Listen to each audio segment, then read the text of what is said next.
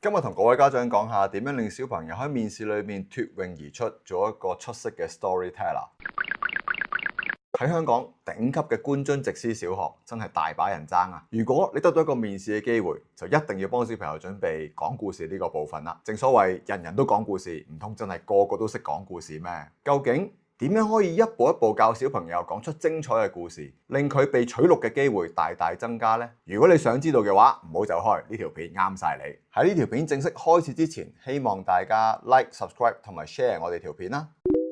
歡迎大家又翻到嚟同我哋一齊揾嘢。咁點解而家名校嘅面試咁中意考小朋友講故事呢？其實呢個問題咧亦都好簡單。我哋睇翻名校小學啊，甚至乎中學，去到之後往後高年班嘅時候，佢哋嘅作文、佢哋嘅試卷同埋練習，究竟係包含啲乜嘢呢？其實好多時咧都會有看圖寫故事嘅噃。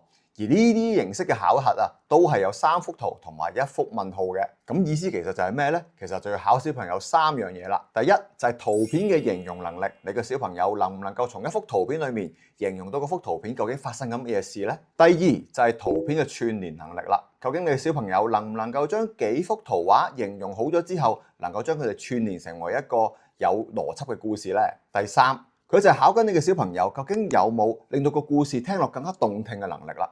你又講故事，佢又講故事，點解有啲人講故事可以令你一路企喺度繼續聽呢？係因為佢講得動聽。你發唔發覺你身邊有啲人好中意講嘢，但係佢講完第一句、第二句，講到第3句嘅時候，身邊嘅人已經唔想再繼續聽啦。如果你嘅小朋友第時變成呢一種人嘅話，佢喺社會上面點樣立足呢？而呢個能力正正係我哋而家所講嘅 pitching 嘅能力啦，即係推銷同埋說服嘅能力。咁可能你又話啦，我 BB 大個咧係諗住做專業人士㗎，去做醫生、律師、會計師啊、工程師，佢唔需要做 sales 㗎咁樣。所以佢唔需要學呢啲嘢，佢只夠叻咪得咯。得嘅，20年前係 OK 嘅。以前我哋感覺上啦，一係你就做 marketing agency 啦，或者咧你係做一啲同銷售有關嘅工作，先需要好強大嘅 pitching 技能。不過喺今時今日已經唔再係咁樣噶啦。嗱，咁我第一份工啦就喺 Big Four 嗰度做 accountant 嘅。我哋嗰代人啊，如果你做呢一類型嘅專業性嘅工作咧，其實可能真係 technical 嗰方面、技術上面你係比較勁啊，就已經 OK 噶啦。但係其實我好多仲係做緊呢個行業嘅朋友，而家已經同我講啊，隨住社會上面嘅競爭越嚟越大，專業人士嘅數量亦都越嚟越多，踏入專業人士嘅門檻啊，亦都越嚟越低啊。咁所以其實點樣再 determine 呢一啲專業人士叻與唔叻，佢去到幾高呢？就係要睇佢 pitching 嘅能力啦。所以好多家長都發覺啊，而家你去網上面睇一睇，周圍都係好重視 storytelling 嘅能力，就係呢個原因啦。正正係因為呢個原因啊，幾十年前嘅精英學校啊，佢如果安排你哋去面試嘅時候，佢哋要嘅小朋友就係我問你一個問題，你俾到標準答案我，因為我哋需要嘅係大量嘅專業人士嘛。專業人士嘅長處係乜嘢啊？就係將一啲專業知識好精準咁樣去再 deliver 翻出嚟。佢哋都希望你嘅小朋友係具備呢種能力嘅。但係時至今日啦，呢樣嘢已經慢慢咁樣俾電腦所取代啦，俾 AI 所取代啦。其實我哋需要小朋友反而係有一個能夠講故事嘅能力，能夠將一啲邏輯性嘅嘢同幻想性嘅嘢合理地結合嘅能力。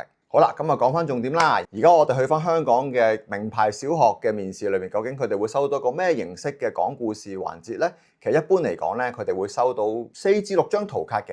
呢4至6張圖卡裏面咧係一個故事嚟嘅。咁一個圖卡裏邊啦有唔同嘅情節啦，小朋友係需要將佢哋啲圖卡咧排翻啱佢之後講翻呢個故事出嚟。而往往最後一張圖卡都係空白嘅，小朋友就需要俾翻一個結尾呢個故事啦。咁究竟小朋友連講故事嘅能力都欠奉嘅情況之下，究竟對住呢6張圖卡從何入手呢？咁好多香港啦，好怪獸嘅家長就有個迷思啦。如果我小朋友收到呢個故事，究竟應該點樣排好呢？佢又唔識排，亂咁排錯晒。如果你覺得佢排錯晒，錯嘅就係你啦。點解啊？因為其實我哋根本排啱與唔啱係唔重要嘅。如果你嘅小朋友係具備咗正確嘅講故事嘅方式方法，佢根本就唔需要排啱嗰啲圖卡。佢只要將個圖卡任意咁排咗出嚟之後，佢都能夠根據我哋以下嘅規則嚟到講一個精彩嘅故事。家長教小朋友嘅時候，記住我哋嘅敘事4要素：時間、地點、人物同埋事情。我哋教小朋友嘅時候，我哋唔應該用啲咁傳統嘅方法啊。譬如我真係有啲家長係咁樣做嘅，譬如咧佢買好多個故事翻嚟教個小朋友講，然之後咧每個故事都跟住個步驟一步一步咁講，係嘛？3隻小豬就一定要係嗰隻小豬俾人吹冧咗間屋之後咧，匿去第2隻小豬嗰度，係咪啊？咁狼來了嘅故事咧就一定係嗰個小朋友講咗好多次大話之後咧，最後狼來了啦。咁點解唔可以一開始個小朋友就係講老實嘅説話咧？點解狼來了唔可以係佢最後先講大話呢？個小朋友，如果呢個小朋友具備一個精彩嘅敘事嘅能力啊，佢能夠將一個排得好天馬行空嘅故事講得比原本嘅故事更加精彩嘅。所以咧，我哋要根據我哋嘅敘事4要素嚟教我哋嘅小朋友。第一樣嘢，我哋就係要佢哋敘述個時間，千祈唔好睇小時間呢個觀念，因為咧，你對一個幼稚園4、5歲嘅小朋友嚟講，時間可能對佢嚟講係非常複雜嘅概念嚟嘅。佢得到個圖卡之後咧，究竟點樣去判斷嗰個時間係朝早啊，定係晏晝啊，定係夜晚呢？我哋首先要令到小朋友有咗呢個概念先。當你得到個圖卡之後，你睇到第一幅圖，你打算呢幅圖作為你第一幅圖嘅情況之下，我哋要定義佢嘅時間，係咪啊？而時間呢，係可能隨住個故事嘅推移啊而去改變嘅。我哋都要慢慢俾到呢個概念個小朋友。咁所以我哋好多時我哋成日都聽人哋講故事啦，係咪啊？應該會點樣講啊？喺一個風和日麗嘅早上，係咪啊？呢個都成日聽到就係咁樣噶啦，係咪啊？咁我哋亦都可以喺一個雷雨交加嘅晚上喎，係咪啊？咁呢個咪就係一個定義嗰個時間嘅最基礎嘅方式方法咯。我哋就要一定要俾小朋友知道，嗱，你見到個圖卡，你哋要睇咗究竟個時間係點樣去定義先，令到小朋友第一個最緊要嘅講咗個時間。咁最初嗰個小朋友啦，佢就會同我哋講。呢個係一個朝早嚟嘅，咁然後咧就有隻雀仔，佢就會咁樣講落去啦，係咪啊？咁譬如我哋見到一啲比較即係進階少少嘅小朋友啦，咁佢就好似我頭先咁講啦，佢又識得講，係一個風和日麗嘅朝早，咁咧就見到一隻雀仔，佢雀仔側邊咧仲有隻烏鴉喎，咁可能佢進階成為咁啦。我哋希望第一步能夠令到小朋友都去到我哋一個中階嘅位置，令佢作為一個起點嘅。第二樣，我哋就要小朋友定義地點啦。究竟呢個故事係發生喺邊度嘅咧？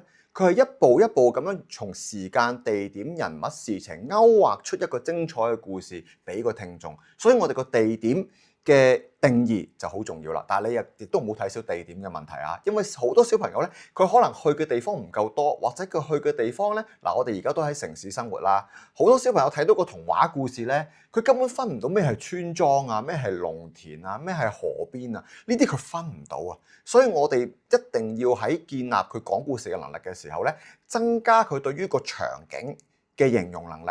增加佢對場景嘅辨識能力，先至可以幫到佢完整咁講到個故事出嚟。第三就係人物出現嘅身份啦，例如可能從佢嘅職業裏邊去分啦，同人物嘅關係裏邊去分啦。點樣為之要從人物嘅關係去分呢？可能個小朋友喺個圖裏邊睇得出呢個係爸爸，呢個係媽媽，呢個係哥哥，呢個係爺爺，啱唔啱啊？唔係個個小朋友做到呢一樣嘢嘅，我哋一定要訓練佢有呢個能力。第二就係佢識得嘅職業要足夠多。有可能係消防員，係咪醫生？有可能係廚師，有可能係老師。小朋友都要通過佢嘅辨識能力同埋咧佢嘅幻想能力嚟到去賦予呢一啲角色唔同嘅身份。講完前面嘅時間、地點、人物之後，我哋就會講事情啦。點解我好強調個次序一定要係時間、地點、人物、事情呢？其實我以前咧亦都睇過一啲教呢一類型嘅面試嘅書，亦都喺以前做過嘅一啲大型嘅補習社嘅訓練裏邊咧，係接觸過佢哋嘅教材。其實佢哋只不過係敘述咗有敘事4要素，但係當佢擺落去一個面試嘅環境之下咧，佢哋係唔知道點解我哋要將佢變成時間、地點、人物、事情呢個順序嘅。有時咧佢哋係會俾時間、人物、地點、事情嘅嚇，咁即係佢哋將裏面搞亂咗。但係其實呢個其實喺我心目中係唔能夠搞亂嘅。至於呢個點解咧，我哋陣間會再解釋。我哋第4步要去到講嗰件事情啦，即係話有咗之前我哋立論咗嗰3樣嘢：時間、地點、人物之後，我哋個故事就可以慢慢咁樣推演啦。咁例如啦，我哋講一個好似我哋守株待兔嘅故事啦，係咪啊？小朋友可能睇咗第一張圖卡，咁佢就可以講啦。小朋友睇到第一張圖卡，可能係有個農夫、有個兔仔、有棵樹。其實你作為一個大人，你一睇就知道係守株待兔嘅故事啦。但係對個小朋友嚟講唔係咁樣㗎，佢可能未聽過呢個故事啦，或者佢可能根本唔知道係發生咩事。咁但係我哋點樣幫到佢啊？佢就要具備我哋以上嘅條件能力嚟到去分析呢張圖卡。點樣慢慢講出嚟啦？所以我哋一開始就要因應呢個圖嘅時間嚟講啦。咁佢時間可能就係一個下午啦，係咪啊？農夫喺度耕緊田喎，係咪啊？咁個時間就係一個風和日麗嘅下午，係咪啊？咁樣個地點係乜嘢啊？係一個農田裡面，係咪嗱？咁我哋講呢度講咗個時間同地點啦噃。人物係咩啊？有一位農夫嗱。我哋簡簡單單咁3句就將佢嘅時間、地點同埋人物定咗啦。好啦，咁我哋就要再講埋個事情啦。呢個時候就係話，當呢個農夫喺度耕緊田嘅時候，佢見到一隻兔仔飛快咁樣跑過喎，係咪啊？嗱，咁呢個我哋咪講咗時間、地點、人物、事情順序咁講咗出嚟咯。嗱，好多老師咧喺呢度啊，其實解釋唔到俾小朋友聽點解我哋要用呢個順序㗎。我以前係辯論隊嘅主辯啦，咁我哋喺講每一樣嘢嘅時候咧，都要好嚴謹嘅。我哋要知道，如果我先觸發咗呢件事，點解我係對我有優勢呢？點解我唔可以觸發咗第4件事先呢？其實喺呢一個情況上面咧，時間、地點、人物、事情點解要呢個順序？因為事情排到最尾，佢永遠係先改變嘅。即係話我哋喺圖卡嘅推演當中，呢6張圖卡，我哋前面嗰3樣嘢唔改變都好啦，第4樣一定係改嘅，個事情一定有改嘅。如果唔係個事情唔改變嘅話，我哋個故事點樣推演呢？小朋友攞到每一張圖卡，佢嘅事情一定改，所以我哋就要話俾小朋友知，你由後邊開始事情有改變嘅時候，你就要敘述個事情啦。我由第一張圖卡過到去第2張圖卡嘅時候，我一定要描述已經改變嘅嘢。而我哋點樣去逐一去睇到有改變嘅嘢要講啊？就係由後邊開始數。我哋有個事情一定有改，只要同小朋友講，除非2張圖卡一模一樣啫。如果佢唔係一模一樣嘅時候，佢點可能時間、地點、人物、事情都冇轉呢？係咪啊？佢嘅事情一定有轉嘅，佢故事有推演噶嘛。當第2張圖卡、第3張圖卡、第4張圖卡，好多時就係個事情喺同一個場景、同一個時間、同一樣嘅人物，有時候係個事情一路咁推演。好啦，有啲情況下咧就係話，當個小朋友講到第2張圖卡，個事情改變咗，然後我哋進入到第3張圖卡嘅時候，個事情改變，可能個人物都改變啦。好多時都係咁樣噶噃。你諗下，其實可能我仍然喺一個下午，仍然喺一個農田，但係嗰個人物改變咗。喺呢個情況下面，可能嗰個兔仔唔見咗，個農夫仲喺度，咁我咪要描述咯。我描述咗個事情係經過之後，我仲要描述個兔仔唔見咗，個農夫仲喺度，或者我可能講多咗個婆婆喺個故事度喎，我就要描述呢個人物嘅出現啦。所以點解我哋要根據呢個順序嚟到去教導小朋友系統化咁樣由個事情開始去敘述每一張圖卡嘅改變，然後我哋倒推人物有冇改變，有改變我哋就講 OK。如果再到下一張圖卡，事情一定有改變，人物有冇改變，有改變講 OK。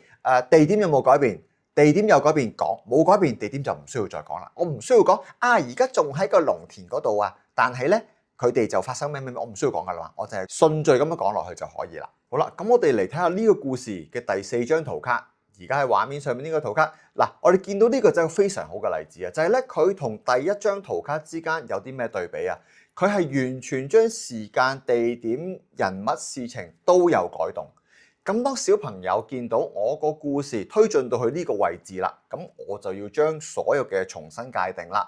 例如佢就會變咗轉咗個場景，轉咗個時間，可能就係變咗乜嘢啊？去到夜晚嘅時候，農夫咧就翻到屋企，然之後咧佢就煮咗兔仔嚟食，係嘛？雖然好地獄啊，但係佢係煮咗兔仔嚟食。OK，咁呢一個就係我哋要教到小朋友嘅一個時間推演之後形成嘅一個全新嘅故事內容嘅敘述啦。好啦，聽到呢度，如果你能夠一步一步咁樣教小朋友到呢度，最起碼你嘅小朋友係能夠有邏輯地敘述咗全個故事由頭至尾點樣發生，起碼佢係唔會漏咗一啲細節啦。我哋一定要用呢一個作為基礎嘅入門技巧，去教識小朋友點樣做一個 storytelling。然之後啊，我哋先至可以教佢啲進階嘅嘢，例如係乜嘢？譬如我哋要教佢點樣將第一張圖連接去第二張圖，一啲連接詞，令到佢呢個過渡順暢咧。之後可能咧，我哋就要再教佢更加多個形容詞啦。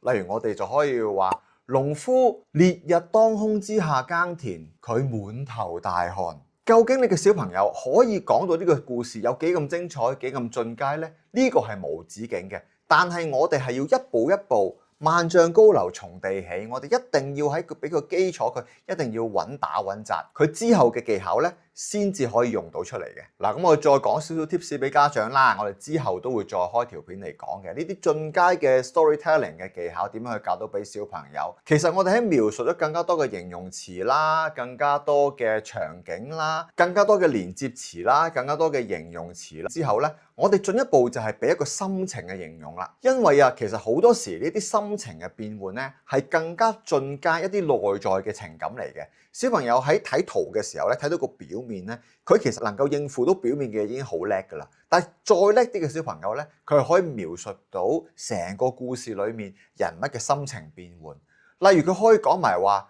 呢個時候農夫就覺得好飽好滿足啊！佢可以講到呢一類嘅心情變換出嚟嘅。好啦，如果我哋去到一啲真係好叻嘅小朋友，我哋最後教到小朋友，佢甚至乎咧可以做到自己好似個電影嘅導演咁樣噶。佢可以令到嗰個故事咧，嗰個人物用一啲對話嚟到令到佢嘅人物性格更加豐富。例如佢可能要表示出嗰個農夫想不勞而獲嘅嗰種性格啊，佢就會話。